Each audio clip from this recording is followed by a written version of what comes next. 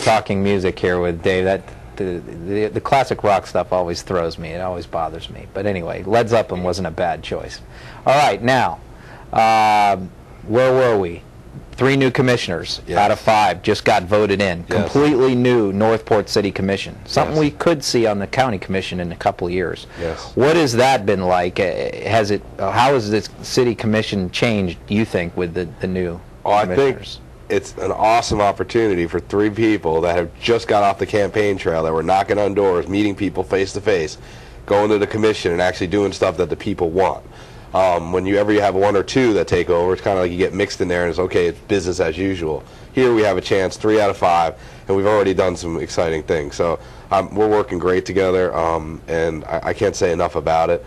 I'm very excited about the new makeup. So the 3 of you who have gotten in, who are the other 2? Michael Trubert and Tom Jones. And you guys are getting along good, and there's really no problems. Absolutely. Okay. Now, Northport has always really fascinated me because it's a kind of, to me, as an outside observer, it's an interesting mix of people you have down there. You have immigrants from other countries. And tell us a little bit about, if you're not familiar with Northport, kind of the population and the demographics. Exactly like you said, we're a melting pot. A lot of people don't know this, but the largest percentage of Ukrainian Americans live in Northport in the United States. One of the largest. We're either 1 or 2. I know, because they always call my law office and ask me if I can speak it. Oh, there you go. So my name. You might want to, if you want to do some business in Northport, you might want to pick up the language. But they're a bunch of great people. They really are. And they're their own community, but we're a melting pot. I mean, we're all across the board. We have the older Northport that's been here for 40 years. Right. We have the estates area, which is 3 and 5 acre parcels. So we have a mix in Northport. It's just absolutely phenomenal, and it's just exciting to have that makeup for a city that's 105 square miles and just growing. Last week we did a show with Nathan Lee, who's from Northport. Of course, one of the most tragic events that happened in Northport history, maybe the most tragic event in the history of Northport, was the abduction and murder of his wife, Denise. Did you play a role? Did you get involved in that situation? I know he's been on a crusade to change the 911 system. How did you get involved in that? I actually kind of knew Nate from a friend of a friend. Didn't know him personally. Never knew Denise. But when this happened, it was very traumatic because it was one of those things we went through that it could have been my wife. It could have been my neighbor. It could have been right in my own town. So I reached out to him, I mean, literally as soon as it happened, when they were doing the initial memorials and stuff. And I said, is there anything I can do to help you? You got it. I have a son that's basically in between the 2 ages of your sons.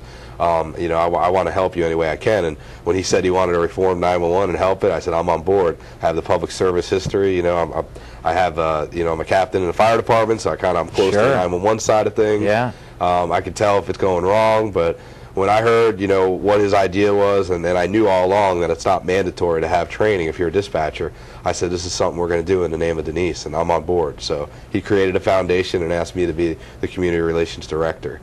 And what have you been doing along those lines?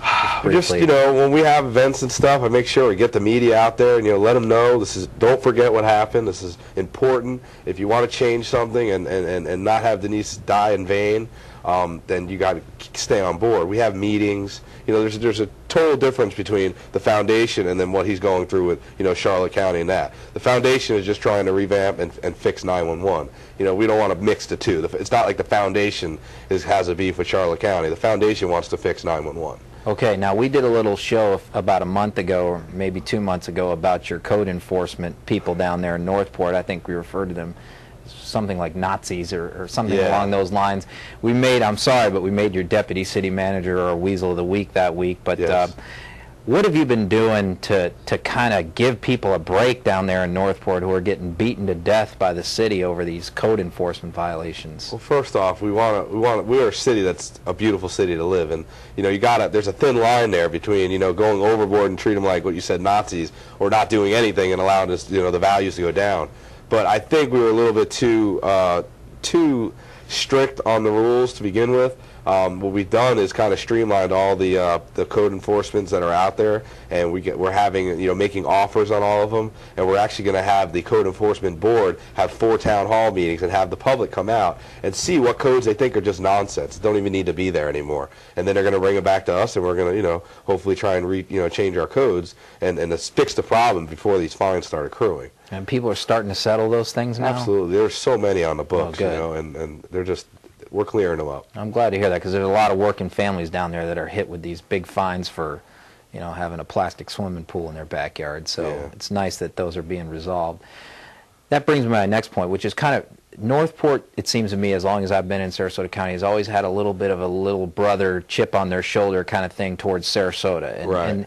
And I think with good reason. I think people in the city of Sarasota and the county commission and stuff have always kind of looked down on Northport or ignored it. Do you get a sense of that? Do you feel like Northport hasn't gotten much respect from Sarasota?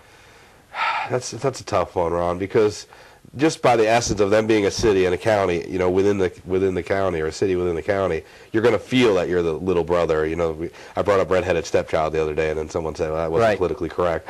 But I feel if it did exist, we're moving forward now, and we're reaching out to county commissioners and getting them so that we can all understand we're on the same page. It's our region that we're worried about. We want jobs to our region. We don't want just jobs. I'd love to have jobs just in Northport, but we need to support our region. And if we don't get along with our big brother in Sarasota County, but it's funny you say that, we are the largest city in Sarasota County now. So, by population. By population. And you're larger than the city of Sarasota. Yeah, absolutely. So it's, it's up and coming, and, just the idea of the political force behind that, because there's 32,000 voters there now. So it's not just Northport, they're voting too, and they vote county commissioners. So people who run for county-wide office aren't ignoring Northport anymore. Absolutely not. And if they ever did, so. Yeah.